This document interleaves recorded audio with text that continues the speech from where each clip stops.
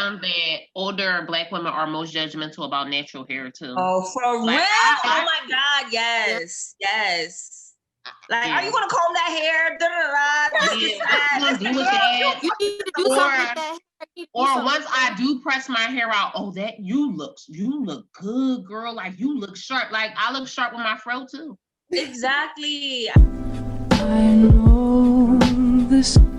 I know. I love him. I love him. So, here, respectability politics are not just about clothes or speech. They are about governing how young Black women engage in their own sexuality and their development. So, can somebody take it away? Because I'm about to just go off. Yeah. Well, so this is an important chapter for me because we were talking about this in my teacher group, how we as teachers sometimes, like when the girls would dress a certain way and are focused on the girls' dresses, and I'm guilty of that as a mom. I'm thinking like I'm being motherly, but at the same time, I'm realizing that I'm putting in my upbringing or my Muslim ideologies that are not necessarily correct, of like, oh, why are you wearing that shirt to school? Why are you dressing like that in school? When the boys is wearing this similar stuff, we don't say as much. You know what I'm saying? So like, it had to change my mindset. So many things in like this book, like a lot of books, I have to change my mindset on how I treat children, because we sometimes we're products of the traditions that have been passed down to us. And the one that I quoted for her, I can't even see in this, I'm like in the dark. I quoted was, white men are not only mostly likely to assault women, and this reminded me of 13th, the movie. White men are not only most likely to assault women from this group, they're also the demographic most likely to sexually assault white women. Statistically speaking, white men are most likely of all groups of men to commit sexual assault. And yet Black men are seen as the agitator. But another thing that this talk I went to, she talks about how this obsession with looking young and being young is because this obsession with men being obsessed with young Black girls. They're always obsessed with being with a young Black girl, as if like to put down the older Black woman, but there's just this obsession with like R. Kelly and everybody being obsessed with being with little girls. Can I touch on that? Because you know, as I was reading this, one of the things that did trigger me, right? Because, you know, she talked about, and I get it. First of all, one thing is it's intent over impact.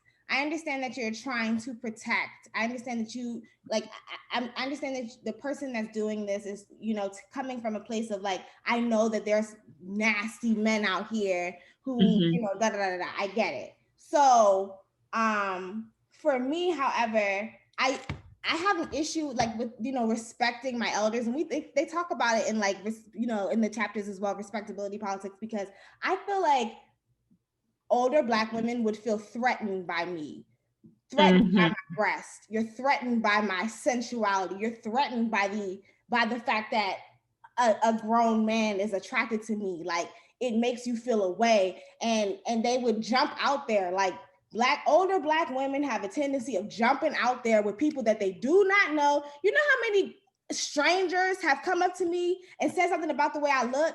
I don't even know you from a can of paint. Oh yeah. Why do you feel so comfortable coming up to me and talking about how my stomach is out and how, you know, and how I'm gonna gain weight if I keep on eating this? I don't know you. Like, it's like I have found that older Black women are most judgmental about natural hair too. Oh, for real? Oh my God, yes. Like, are you gonna comb that hair?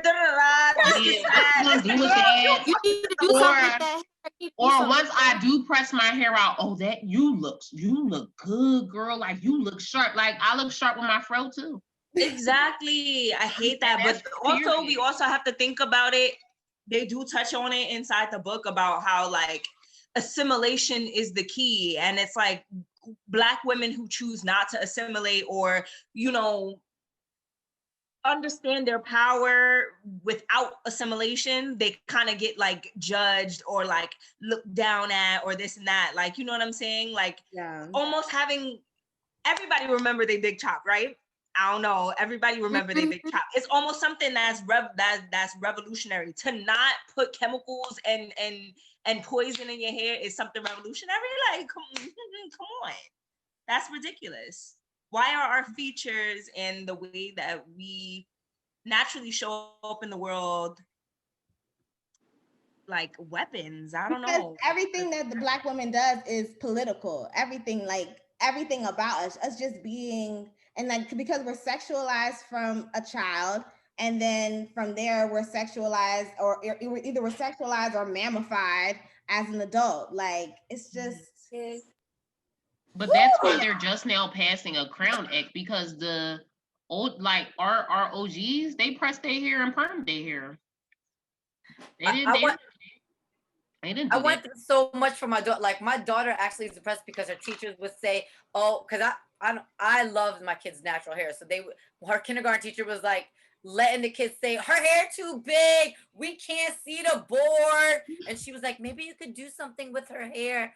And I'm like, I went off in the office. I'm like, how dare these white women just say anything about my daughter? Like, but it doesn't matter what I said afterwards. That already imprinted in my child's head that my hair is this way. To this day, like, she got issues. My other daughters, like the world was different, and I handled it differently, so they didn't experience it like she did. And it was like her hair was all, and like you said, older Black women, you saw it. Ain't you gonna braid that hair? Ain't you gonna do that to her hair? Ain't you gonna? Whenever I would press it, oh, you look so pretty. Oh my! Like, always just compliment her when her hair was straight. And then, like, what you gonna do with her hair? You gotta do something with that. And it makes me wonder, like, I guess you just think about the power. I guess maybe the power that comes with, that they think that comes with assimilation. They talk about that later on in the chapter. Any others quotes? On page 54, they talked about blaming the victim. Oh, they talked about this white officer, Officer Daniel Holtzclaw, that was raping and assaulting Black women. And girl, like, do y'all know what he was saying to these women? I'm sorry, please mute me if you Allie, or if you around other people, because I'm about to say something. Yeah, he was saying some. Okay.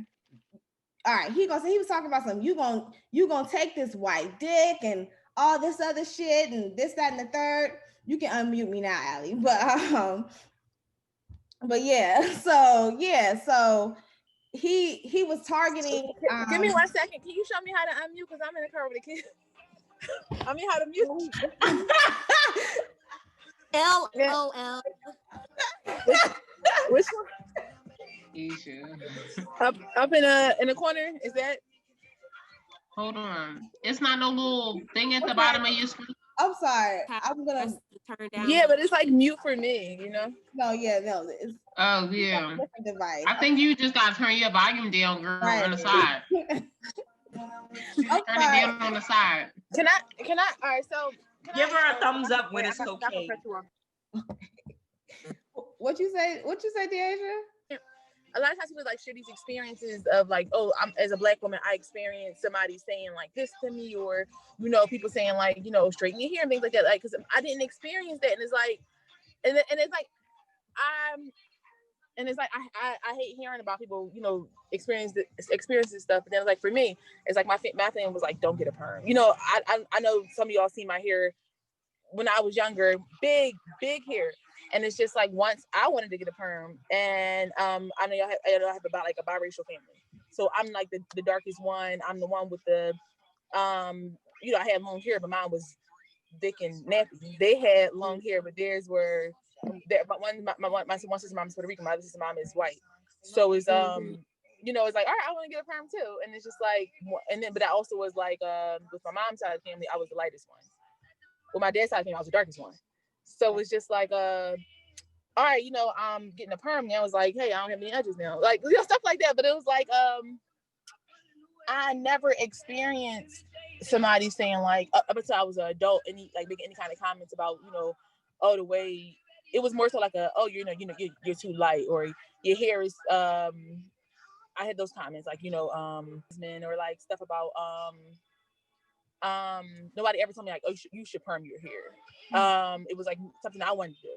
But then as an adult, I'm just piggybacking up the comment one of y'all made about you know, why is it so bad that I want to walk around looking natural, or I want to look like the way I came into this, or, you know, I was born, you know, on this earth looking. And I was working at a coffee shop at GSK before, and like somebody from corporate was coming in, and I had the week prior I had a bob wig on, and then after I had like something like similar like crochet hair in my hair. And my boss came to work and he was like, what's in your hair? And I'm just like, it's a crochet hair. And he was like, you know, like the CEO of the company is coming. He said, you can't just like change it back to the way it was last week. I said, so what? I said, should I change my name tag too? So, cause you know, my name is spelled D-I-A-J-A. I said, should I just put like D-I-A-N-A? I said, would that be better also? So he didn't get the joke. And I'm just like, what? And I said, you know, I'm black, right? And I said, this is not my natural hair, but my hair doesn't grow straight. And I was trying to break his down to him. And I actually like resigned from my job after that. Wow. It was like a, you know what? And I worked there, and I was really bothered by that comment. And I spoke, he said it just looked like a mop. What the fuck? He said He said your hair looked like a mop. You serious? He was like I had crochet, like, you know how everybody was getting like the crochet like Senegalese twists and stuff.